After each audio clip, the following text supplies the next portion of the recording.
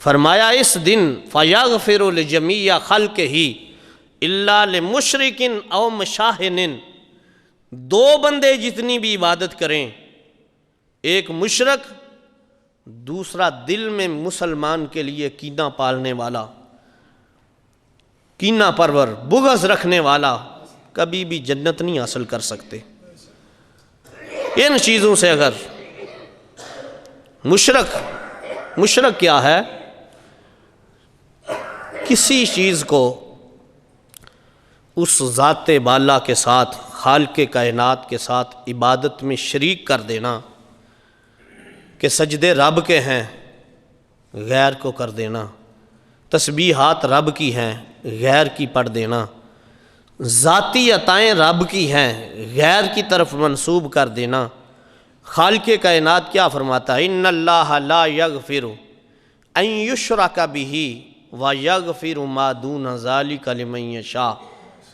فرمایا تیرا رب ہر تیرا گناہ معاف کر دے گا مگر شرک معاف نہیں ہوگا۔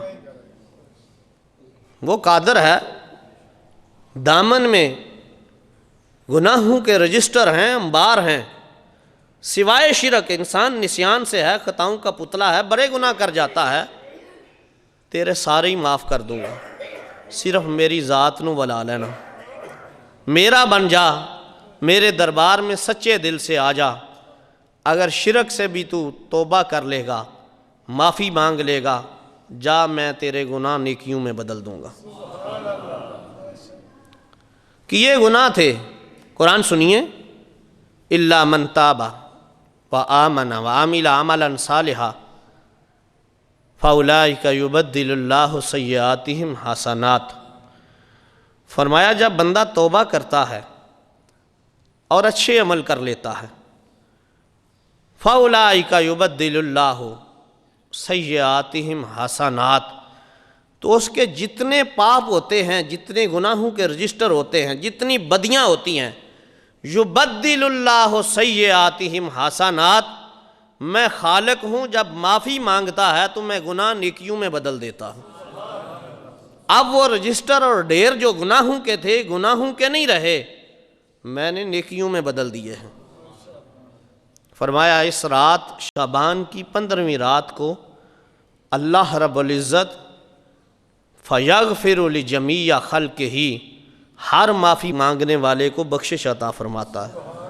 حضرت اماں عائشہ صدیقہ، مشکوٰۃ شریف کے اندر یہ تذکرہ موجود ہے، اماں عائشہ صدیقہ رضی اللہ تعالی عنہا، آپ اپنے حجرہ مبارک میں تھیں، رسول اللہ صلی اللہ علیہ وسلم تشریف لائے، حضور جلوہ گر ہوئے، کچھ دیر بعد محو استراحت تھے کہ حضرت اماں عائشہ صدیقہ رضی اللہ تعالی عنہا کی آنکھ کھلی تو دیکھا حجرہ مبارک میں حضور نہیں ہیں، پریشان ہو گئیں، پتہ نہیں حضور کو کوئی غم لاحق ہوا ہے یا کیا معاملہ ہوا ہے، تو ڈھونڈنے کے لیے نکل پڑیں۔ جب دیکھا تو رب کے ماہی فَإِذَا هُوَ بَقِيٌّ، اللہ کے محبوب علیہ السلام جنت البقیع میں تشریف فرما تھے۔ اماں عائشہ صدیقہ رضی اللہ تعالیٰ عنہا نے جب دیکھا تو حالت یہ تھی کہ یوں دامن پھیلا ہوا تھا، چہرہ نبوت یوں آسمان کی طرف اٹھا ہوا تھا، اور رب کا ماہی امت کے لیے بخشش مانگ رہا تھا۔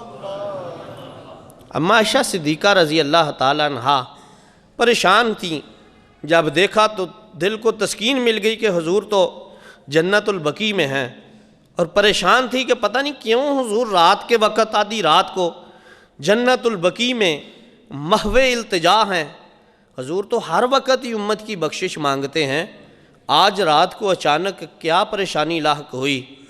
تو مصطفیٰ کریم صلی اللہ علیہ وسلم مخاطب ہو کے فرمایا، عائشہ تو نہیں جانتی آج شعبان کی 15ویں رات ہے؟ فرمایا فَيَغْفِرُ لِجَمِيعِ أَكْثَرَ مِنْ غَنَمٍ بَنِي کلب، عائشہ تجھے پتہ نہیں آج کی رات خالق کائنات قبیلہ بنو کلب کی بکریوں کے بالوں سے زیادہ اپنے بندوں کو جہنم سے رہائی عطا فرماتا۔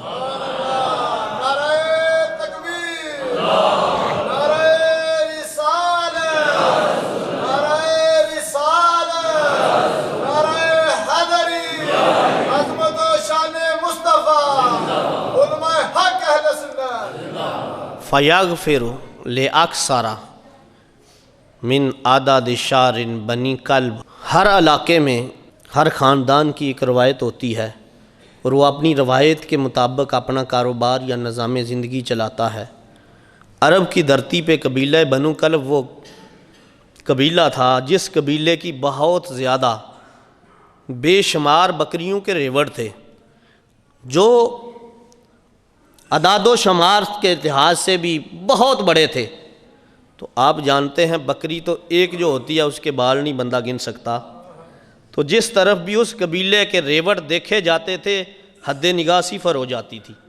اتنی زیادہ اس وقت حضور علیہ السلام جب اعلان نبوت فرما کے مکے کی دھرتی میں اور مدینہ شریف میں واعظ و تبلیغ فرما رہے ہوتے تھے، اس وقت اس قبیلے کے لوگ جو تھے وہ بھی مسلمان تھے، کافی زیادہ مسلمان ہوئے، لیکن حضور علیہ السلام جب بھی بکریوں کی مثال دیتے تھے تو قبیلہ بنی کلب کی بکریوں کی مثال دیتے تھے۔ تو حضور علیہ السلام نے فرمایا یہ قبیلہ جس کی بکریاں نہیں کوئی گن سکتا، ان بکریوں کے بالوں سے زیادہ لے اکثر، فرمایا کئی گنا زیادہ، لے اضافت کا ہے، بے شمار رب کائنات لوگوں کو لے اکثر من اعداد شارن بنی کلب، بنو کلب کی بکریوں کے بالوں سے کئی گنا زیادہ خالق کائنات اپنے بندوں کو دوزخ سے رہائی عطا فرماتا۔ مانگ لو مانگ لو، مانگنے کا مزہ آج کی رات ہے، یہ عطا کی رات ہے۔ بلکہ مشکات شریف کے اندر حضرت شیخ احمد بن حنبل نے مسند احمد کے اندر دیگر روایات میں حضرت شیخ جیلانی الحسنی والحسینی رحمۃ اللہ تعالی علیہ نے غنیۃ الطالبین کے اندر اس روایت کو نقل فرمایا ہے کہ فرمایا اس رات خالق کائنات نزول جلال فرماتا ہے، آسمان اول پہ اپنی شان کے لائق رحمت باری اعلان فرماتی ہے کوئی آج بخشش مانگنے والا، میں بخشنے والا ہوں آج اسے بخش دوں گا۔ ہے کوئی آج حال من مسترزقن، مجھ سے رزق کا سوال کرنے والا، میں دینے پہ آیا ہوں آج بغیر حساب رزق دے دوں گا۔ ہے کوئی آج گناہوں سے معافی مانگنے والا، میں معاف کرنے پہ آیا ہوں آج عام معافی کا اعلان کر دوں گا۔ ہے کوئی آج اولاد کی نعمت سے محروم، آج دامن طلب فرما لے، آج پھیلا لے اپنے دامن کو، میں عطا کرنے پہ آیا ہوں۔ او بھائیو، ہر وقت بندہ کہتا ہے اللہ تو مجھے دے، اللہ تو مجھے دے، اس رات رحمت باری کہتی ہے بندے آج لے لے، آج مانگ لے۔ بھائیو، شعبان کی 15ویں رات مانگنے کی رات ہے، دینے والا آوازیں دیتا ہے۔ اب کوئی بد نصیبی ہوگا جو اس رات محروم رہ جائے، جب دینے والا خود کہے لے لے تو بندہ ہی نہ لے تو محروم تمنا تو خود ہی رہا نا۔ اس رات قبرستان جانا میرے مصطفیٰ کریم صلی اللہ علیہ وسلم کی سنت ہے۔ حضرت اماں عائشہ صدیقہ اپنی آنکھوں سے دیکھا حضور اہل بقیع کے لیے مغفرت مانگ رہے تھے۔ اس رات جس کے میں تو ویسے بھی کہا کرتا ہوں کسی قبر پہ نہیں جا سکتا تو نہ جا، لیکن اگر ماں باپ کی قبر موجود ہے نا تو ہر جمعے کو جایا کر، کم از کم مہینے میں 1 مرتبہ تو ضرور جانا۔ میرے مصطفیٰ کریم صلی اللہ علیہ وسلم نے کیا ارشاد فرمایا عن ابی ہریرہ رضی اللہ تعالیٰ عنہ قال قال رسول اللہ صلی اللہ علیہ وسلم من زار قبر ابویہ او احدہما فی کل جمعۃ غفر اللہ او غفر لہ ما تقدم من ذنبہ او کما قال النبی صلی اللہ علیہ وسلم۔ حضرت ابو ہریرہ کہتے ہیں رسول اللہ صلی اللہ علیہ وسلم نے ارشاد فرمایا جو جمعے کے دن اپنی ماں او احدہما یا اپنے باپ دونوں میں سے جو دنیا سے چلا گیا ہے ان کی قبر کی زیارت کرتا ہے، فرمایا غفر لہ ما تقدم من ذنبہ، پاؤں کے ناخنوں سے لے کر سر کے بالوں تک گناہوں سے بھرا ہوا بھی ہے، بس قبر کی زیارت کرتا ہے اللہ سارے گناہ معاف کر دیتا ہے۔